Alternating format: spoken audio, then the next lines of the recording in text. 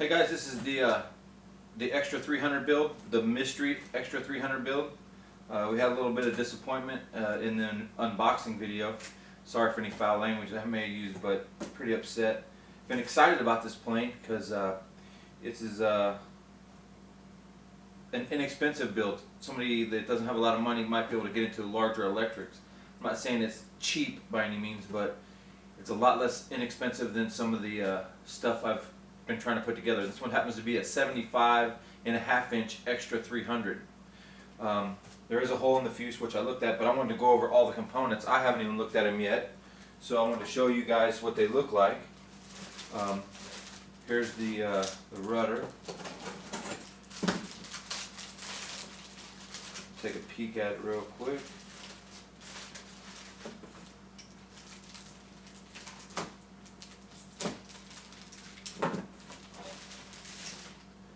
Covering's pretty nice, it's not scratched up. Uses these pin type hinges. I believe these are called Rudder style hinges. I don't know if I'll use these exact ones or not. They've got like a brass pop rivet in each one. Going to have to do some investigation and find out if these hinges are actually good or not. You know, what makes a good hinge. I've always used CA hinges in the past, so I don't know. I know Rudder makes good hinges, but I want to know if this is a particularly decent hinge with that rivet in the side. It's got slots drilled all the way through for the, looks like it's going to be a pull setup. Covering's real nice, there's no edges kind of hanging off, and just looks pretty nice. Yeah, so there's the rudder. Slide that away. Kind of like this fluorescent green. I might do a Monster energy drinks. I like to drink those sometimes. I cut way back, but I don't know. We'll see. Here's the horizontal stab. Let's take a peek how this looks. All these bags are nice and sealed for each side, and they're all pre-drilled for all the hinges. Like I said, I don't know if I'll use these exact hinges, but we will see. This will have a left and right elevator setup, 2 servos. There it is. Again, it's really nice to covering. There's no wrinkles or holes. Sometimes when they put a color on top of a color, I've seen where, you know, it gets like pinholes. This looks pretty clean. See a couple little marks, but that's not too bad. Again, it's slotted all the way through. It's going to hold the adhesive pretty well. Could use a epoxy or something. All the holes are pre-drilled, and again with the same style pin hinges. We'll have to do some investigation again to see if I'm going to be using those. However, I kind of like these better than a CA hinge. As I understand that the trick is to put Vaseline on the actual pivot portion, so, excuse me, when your epoxy is being applied, it doesn't harden the hinge so they won't bend. At least that's the tip that I've read when using these kind of hinges. It's a pretty big elevator. It's the biggest elevator I have for any of my airplanes. This is going to be a pretty big airplane. I'll pull this out here. Here's the wings. It's got barn door elevators. Oh, I'm sorry, ailerons. Let's go ahead and pop one of these open. I'll only pop open one, and I'll further inspect everything later on. Obviously, this kind of packing is not as well done as, say, like a extreme flight airplane. When I watched Chris do the build video on the extreme flight, I mean, everything was taped in tight in the boxes, and you know, it was just packed really, really well. It uses dowel rods for each one of the control surfaces.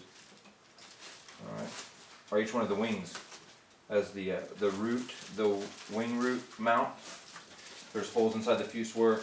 I like the recessed wings on the MSX that I have. Let's take a peek here. See, so the counterbalance for the aileron is here. Again, it's all pre-drilled with the hinges installed, and the aileron is kind of taped on to the wing. go ahead and pull that off and take a peek. Again, the coloring, the covering is in really great shape. It's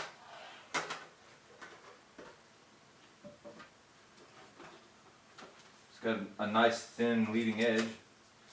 I noticed on a lot of the extreme flight planes that the wing is really narrow. This one looks like it's a little thicker, but this tapers off really good. I'm going to build some side force generators. Guys from 3D Forms sent me a template. So there you have the aileron and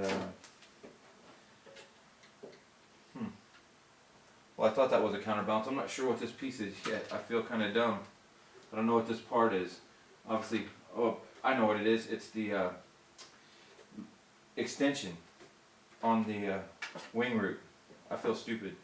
I thought this might be a counterbalance for the outside of the aileron, but this wedge actually goes right here and extends and creates the airfoil all the way to the back of the aileron.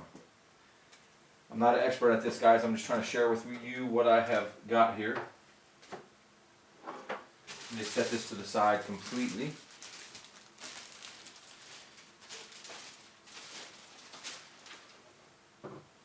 There we go. I'm sure you guys have all seen a million unboxing videos, and I'm not trying to do that. I just wanted to share this unknown airplane. I haven't announced what brand it is or where I got it or how much I paid for it, but believe me, it's cheaper than anything else I've seen anywhere as far as price. I should say more inexpensive than anything else I've seen on the market. And this is the cow. And I'm pretty excited. If it turns out to be a good airplane, I'll share it with you guys. If it turns out to be a piece of junk, then I'm not going to share it with you. I'll just go about my business and know that you only get what you pay for in this world. But I tell you what, this thing is really, really nice. I've already looked at the fuse once. I boxed it up because I thought I was going to be sending it back. But I decided to go ahead and repair the hole, and I'll show it to you, that the forklift put through the box. If you look at the previous video, you'll see. Now if you look at that hole, you'll see it's in the covering right at the seam, right? So it's not too bad of a deal. And it only affected the wood here right at that edge. So if I just take a, like